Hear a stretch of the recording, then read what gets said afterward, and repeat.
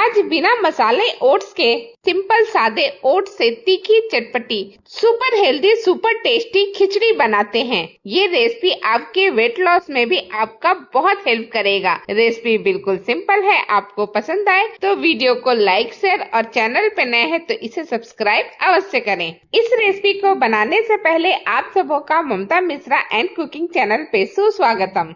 सबसे पहले एक ले लेते हैं तड़का पैन और इसमें डाल देते हैं 1/4 कप के करीब पानी और फिर बहुत थोड़ा सा 1/4 चम्मच से भी कम शक्कर और बहुत थोड़ा सा नमक डाल देते हैं और इसके बाद हम डाल देते हैं 2 बड़ा चम्मच हरा फ्रेश मटर और इसे अच्छी तरह से बॉईल कर लेते हैं, ज्यादा नहीं बस 1 मिनट तक। और जब इस तरह से अच्छा बॉईल आने लगे और मटर भी अच्छी तरह से पक जाए तो मटर को दबा करके चेक कर लेंगे। अगर दब रहा है मतलब मटर अच्छी तरह से पक चुका है। इस तरह से मटर बॉईल करेंगे तो ये बहुत देर तक हरा रहेगा। अब इसे छान करके मटर को अलग कर लीजिए। इस ओट्स की खिचड़ी बनाने के लिए क्वेकर का मैंने ओट्स लिया है, सिंपल वाला, बिल्कुल सिंपल, जिसमें कोई मसाला वगैरह कुछ भी नहीं रहता और इसको मैंने 1.5 कप के करीब लिया है। अब एक कढ़ाई लेते हैं। कढ़ाई में बहुत थोड़ा सा 1 से 1.5 चम्मच तेल डाल देते हैं, कोई सा भी कुकिंग ऑयल, आधा चम्मच जीरा डाल देते हैं, 1 पिंच हींग डाल देते हैं और जब ये सारी चीजें चटकने लगे तब इसमें 2 से 3 हरी मिर्च को बारीक चॉप करके डाल देंगे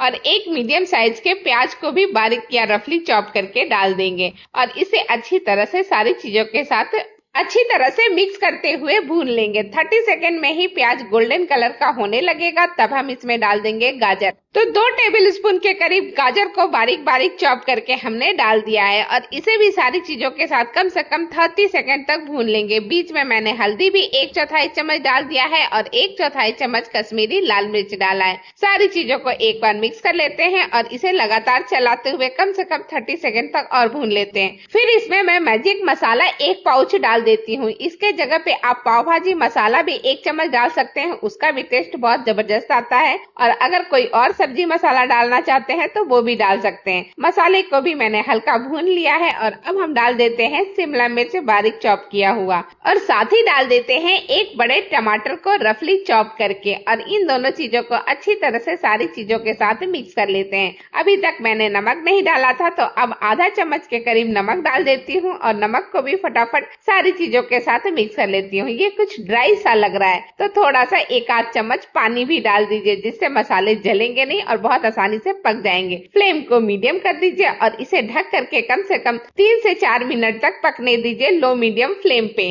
3 से 4 मिनट हो चुका है। एक बार लीड हटा करके चेक कर लेते हैं। टमाटर भी बहुत सारा पानी छोड़ता है इसलिए बिल्कुल ड्राई नहीं है, थोड़ा सा गीला लग रहा है, बस ऐसा ही हमें चाहिए और टमाटर वगैरह भी अच्छी तरह से पक चुके हैं। तो अब ओट्स को हम डाल देते हैं और ओट्स को भी सारी चीजों के साथ अच्छी तरह से मिक्स कर लेते हैं और इसके बाद हम इसमें डालेंगे पानी।